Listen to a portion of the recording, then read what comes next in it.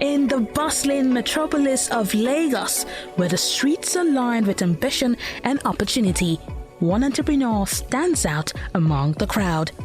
Meet Ruth Erhabor Osarenoma, the visionary force behind Rio's mobile car wash, a revolutionary concept that's changing the way we think about car maintenance. But who is Ruth Erhabor Osarenoma, the mastermind behind this innovative venture? Born from a diverse background, Ruth's journey to entrepreneurship is as unique as it is inspiring. A fashion model, a flight attendant, a master's degree holder in human resources management, a prolific blogger, and now an entrepreneur, Ruth wears many hats with grace and determination.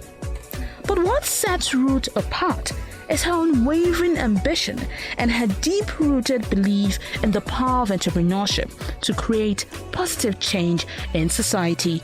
She sees the business world not just as a place for profit, but as a canvas for meaningful innovation and community impact.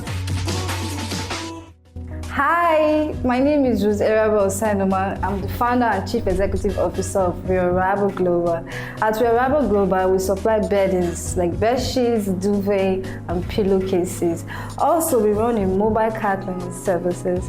So Ruth Erhabor Global offers a car wash that comes to you. We deal on interior vacuum, exterior wash, engine wash, buffing, and waxing. And also, we wash couches and rugs.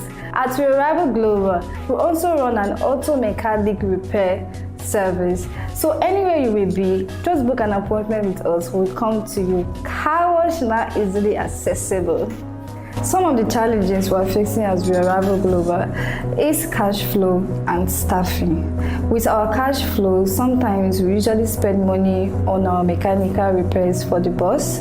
Then for staffing, it's very difficult to have an experienced staff for the car wash.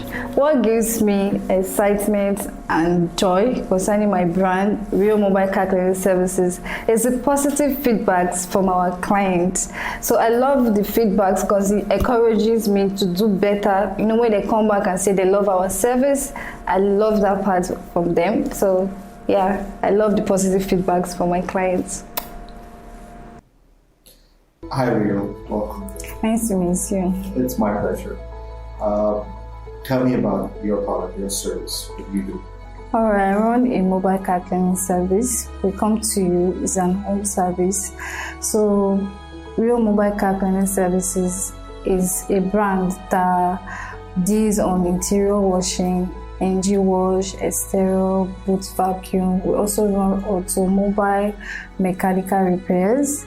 So also, I will say that sometimes we wash rugs and couches. It depends on the customer or the client. So that's basically it for now. So would you categorize yourself as a cleaning service company or an auto cleaning service company? Auto cleaning service company. Okay, and you mentioned that you do repairs as well. Yes. So that's part of the cleaning service that you provide? Basically, it's mostly everything about cars. Okay. That's why that mechanical perspective on it is in it. So even the mechanic comes to your house Yes. to fix your car? Yes. Okay, that's very interesting. How long have you been doing this? For 2 years, sir. And how has business been so far? It's been interesting, but you know, it's not always smooth. You know, roller coaster sometimes. If it was smooth, it wouldn't be a business. So tell me, when you say it's not been smooth, what do you mean by that, like, in terms of the challenges? Okay, sometimes I have challenges with cash flow or challenges with staffs, basically. Okay. So staff challenges, unfortunately, in our situation will always continue. Okay. So the reason why that happens is because there will always be somebody that feels that they can do it themselves, or there's somebody else that's offering a slightly better package than you. And because of the economic hardship, people will always prioritize their over your companies. Okay. One way to offset some of that risk is basically to maybe hire 1 or 2 interns and kind of train them into the job so you have more hands that you need. But that obviously comes at a cost. I never thought about that, but that's a nice idea. So that is one way to just maintain the flow. So if you know that like every 3 months or so you lose one person, you need to kind of make a provision for one person in the pipeline that kind of can move up in that and replace that loss. But anyway, this is not an HR so let's focus on the cash flow. Now explain to me what the cash flow is. For my cash flow, I would say with the car wash, like the vehicle, the bus, I always have, should I say, mechanical issues. It just comes up because we can't predict. Even if I check, it just comes up and I end up, fixing it, and before I know, like money loss. So I always get that issue, like always. Like I face that issue every time. So I don't know how to say it, but I cannot predict when the bus break down, when the bus won't break down, because it seems quite okay before we move. But along the line, it just, So the most bankable businesses in the world, whether you go to a bank or you go to, stock market to raise, the number one criteria for anybody to invest in any business is predictability. Nobody can see tomorrow, but everybody likes to pretend, or at least like to have the information that is able to give you some insight into performance. Now, the best indicator for what is going to happen tomorrow is questioning what happened yesterday. So by that, you said you've been doing business for 2 years. We'll give you an idea. In 2 years, if you create a chart on Excel and you say that in January, year 1, I spent so much on repair. February, I spent so much on repair. March, April, May. And you average that cost out over 2 years, it will give you an approximate value of how much money likely you're going to spend next month. Right? And then what you do is, as part of your business model, as part of how much you charge your customers, or how much it is that you have to make provision for that money that you're going to use on repair and maintenance of your vehicle. So if you make, let's say, 100K this month, and it shows that after salary and after everything, you now have to keep 30K aside for vehicle repair. Even if the vehicle has not broken down, you cannot spend that 30K. You have to now just leave it there, because it's likely that next month you may get a 50K bill, not even 30K, because it's now been 2 months.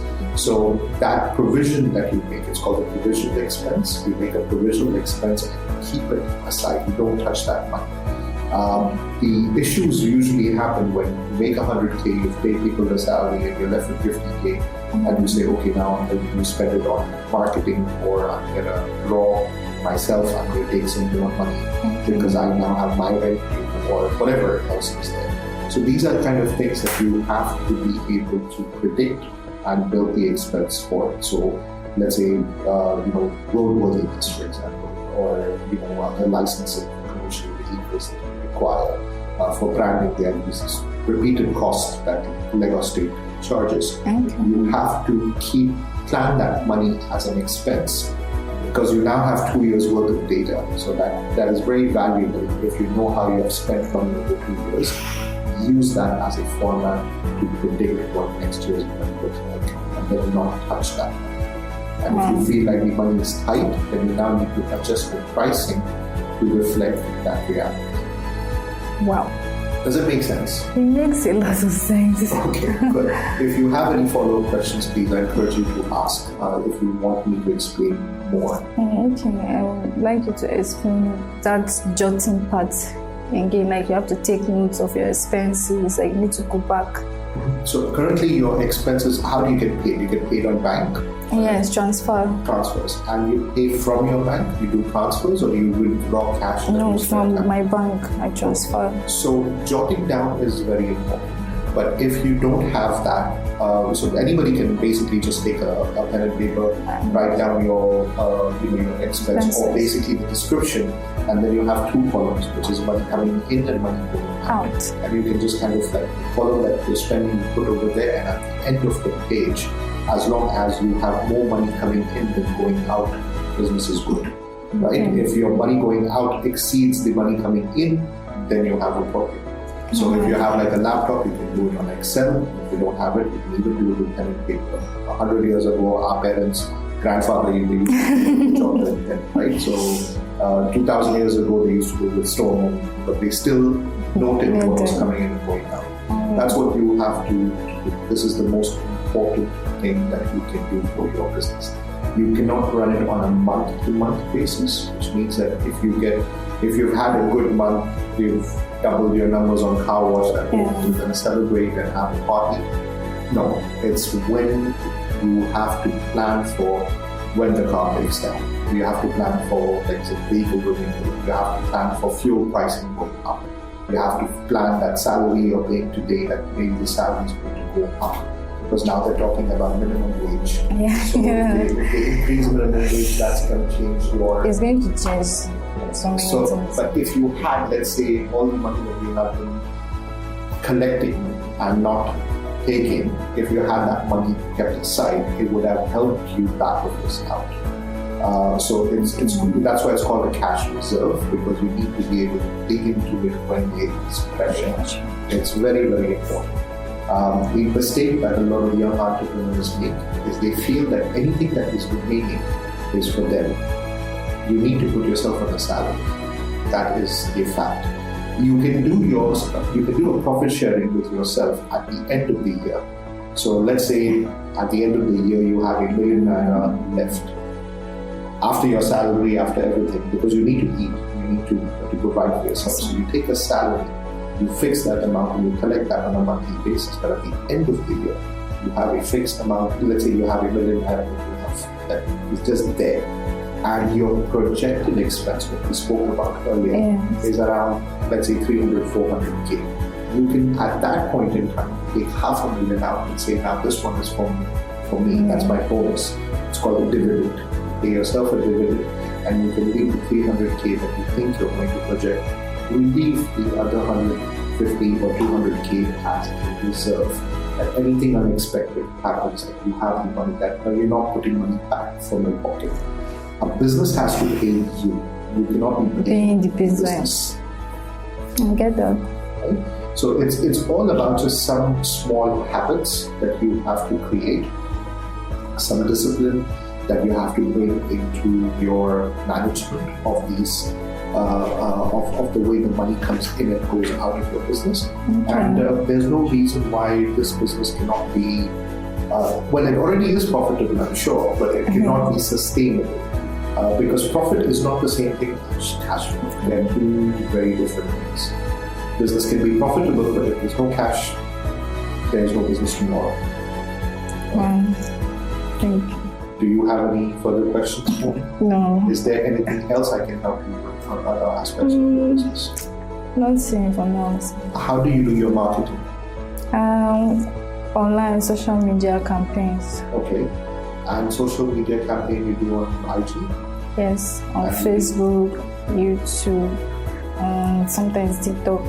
So these are paid adverts? Yes. So paid adverts are you're paying in dollars, which means that the amount that you're spending on a monthly basis is not fixed. So these are all called variable expenses, and what you need to do is again just project, imagine what it would be next month. So the best minds in the business right now are projecting that Naira will be 1857, 1850 by the end of this year. It's at 1500, 1450 to 1500 range right now, but that's where they predict it will be at the end of this year. They could be wrong, but it's okay, because if there's wrong, that means you have more Naira in your account. You can pay yourself the dividend we spoke about. But if they are right, then you are now 300 Naira out of your pocket every single advertising product. Okay. Right? So remember that you have to be able to predict as much about your business as possible, and it is based on the idea. You don't predict from thin air. You predict it based on your expense. So go pull out your bank statements, even if you have to go to the bank and ask them for statements for 2 years.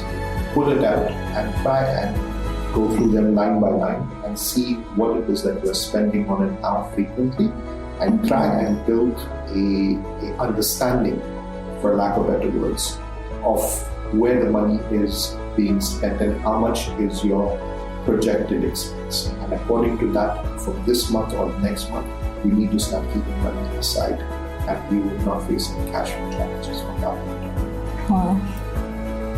I love this advice. Well, I appreciate it. Talk to me about the upholstery washing. So you do sofa washing? Interior washing. Interior is like inside of a car. The exterior is outside. So interior vacuum, have a vacuum inside the car. The exterior wash outside. The engine wash.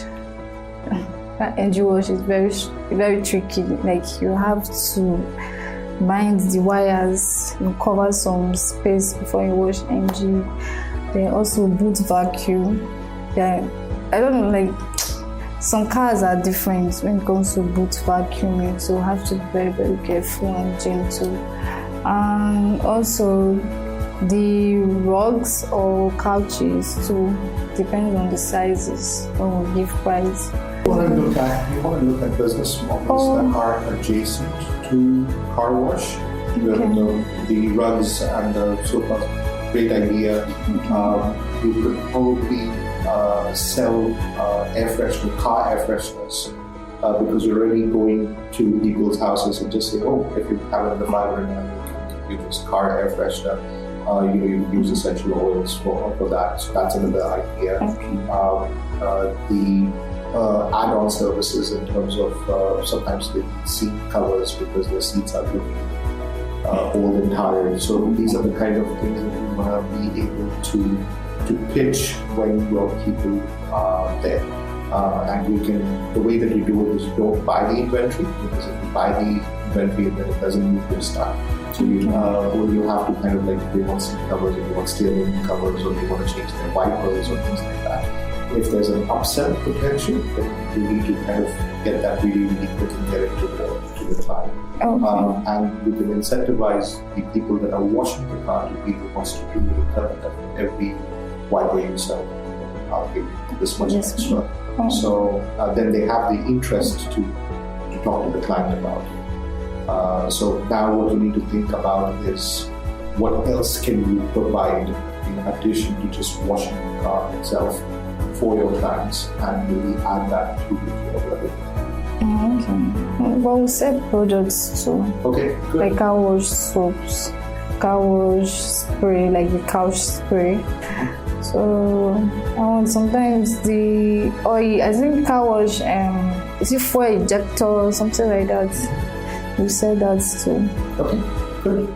So now I think that the time has come for you to now start thinking about what else you can start selling.